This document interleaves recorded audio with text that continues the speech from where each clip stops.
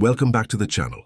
Joan Baez was born on January 9, 1941, on Staten Island, New York, into a Quaker family deeply rooted in values of peace, justice, and compassion. The middle of three sisters, Joan grew up with a keen awareness of both privilege and prejudice. Her father, Albert Baez, a physicist born in Mexico, gave her a darker complexion that set her apart from many of her classmates, often in painful ways.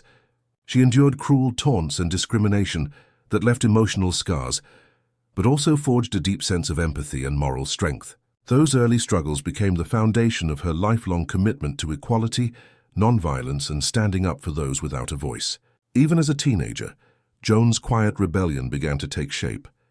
During a high school air raid drill, when everyone else followed orders, she stayed seated, refusing to participate, a small but powerful act of defiance against the culture of fear. It was around this same time that Joan discovered her true calling, music. Though her parents hoped she would focus on her studies, Joan found her freedom in sound. She bought a simple ukulele and taught herself to play rhythm and blues, realizing that music could express truth and emotion in ways words never could. Then, at just 13 years old, her aunt took her to see folk legend Pete Seeger in concert, a moment that would change everything. The raw honesty and political fire of Seeger's music awakened something inside her. She saw how song could be a weapon for justice, a voice for the silenced.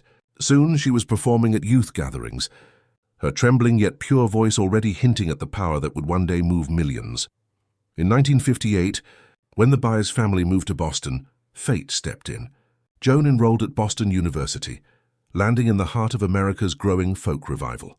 The coffee houses of Harvard Square were alive with protest songs, poetry, and political debate, and her clear, crystalline soprano cut through the noise like nothing else. Her first paid performance at Club 47 in Cambridge earned her only $25, but her voice, haunting, soulful, and unmistakably sincere, captured every ear in the room. Within a year, she appeared on folk singers round Harvard Square.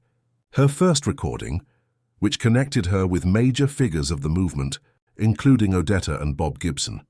Everything changed in 1959, when the barefoot 18-year-old Joan Baez stepped onto the stage at the Newport Folk Festival. Her performance was electric, transforming her overnight into the new face of folk music. Signing with Vanguard Records, she refused to compromise her integrity for fame.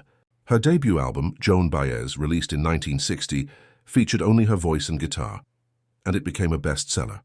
Songs like Silver Dagger showcased her purity of tone and unshakable conviction. In 1961, she met a young Bob Dylan, whose rough-edged poetry perfectly complemented her angelic voice. Together they became the conscience of a generation, his raw grit meeting her moral clarity. But as Dylan turned to electric music, their artistic paths diverged, leaving Joan more determined than ever to use her voice for change. During the Vietnam War, she refused to pay war taxes, spent time in jail for acts of civil disobedience, and turned her concerts into calls for peace. Her albums, Farewell Angelina and Any Day Now, blended tenderness with protest, love with resistance. By the time she appeared at Woodstock, Joan Baez was more than a performer. She was a movement. As the years passed, her music grew more personal, but no less powerful. Her 1975 album, Diamonds and Rust, revealed a more introspective artist, reflecting on love, loss, and the passage of time, while still holding fast to her ideals.